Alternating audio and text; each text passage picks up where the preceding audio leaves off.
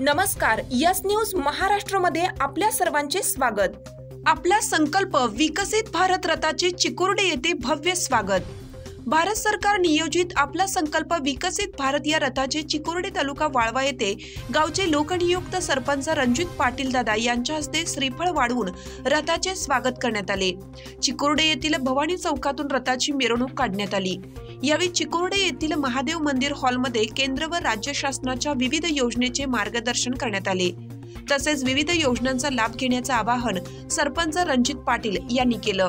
यावेळी उपसरपंच सौ अलका मिरजकर, तंटामुक्तीचे अध्यक्ष माजी सरपंच कृष्णा पवार, सोसायटीचे चेअरमन बाबासाहेब खोत, भारतीय जनता पार्टीचे कार्यकर्ते, तंटामुक्तीचे माजी अध्यक्ष दौलत पवार, भारतीय जनता पार्टी मागासवर्गीय सेलचे अध्यक्ष विठ्ठल कांबळे, जयसिंग पाटील, ग्रामपंचायत सदस्य अमर शिंदे तसेच आरोग्य विभागाच्या आशा वर्कर व महिला वर्ग मोठ्या संख्येने उपस्थित होता।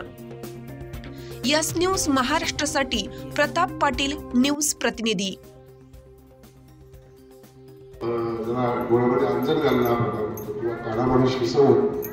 अशा प्रकारचं मार्गदर्शन ह्या बालकांनी केलं म्हणजे त्याला या संकल्प यात्रेच्या निमित्तानं मार्गदर्शन जरी अगोदरच किंवा त्याला खूप कमी कालावधी मिळाला। 4 ते 5 दिवसाच्या कालावधीमध्ये त्यांनी पथनाट्य बसवलं।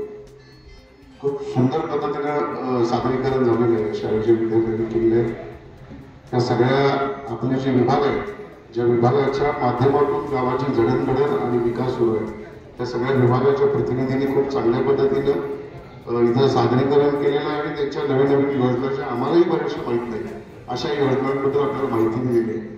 मला एकच महत्त्वाचं सांगायचं की आपण प्रातिनिधिक स्वरूपात अखंड गाव म्हणून इथं उपस्थित आहे, म्हणजे गावाचा चेहरा म्हणून आपण प्रत्येकजण इथं आपण उपस्थित आहे असं समजून ह्या कशा स्प्रेड होतील, त्या सगळ्यांच्यापर्यंत कशा पोहोचतील आणि याचा जो लाभ आहे हा तळागाळातल्या प्रत्येक घटकापर्यंत कसा पोहोचेल त्या दृष्टीने आपण सर्वजण प्रयत्न करूया आणि स्वतःबरोबर आपलं गाव हे आपण पुढे नेण्याचा प्रयत्न करूया। आपण सगळेजण ह्या गावाला प्रतिसाद देऊन इथे उपस्थित राहिला।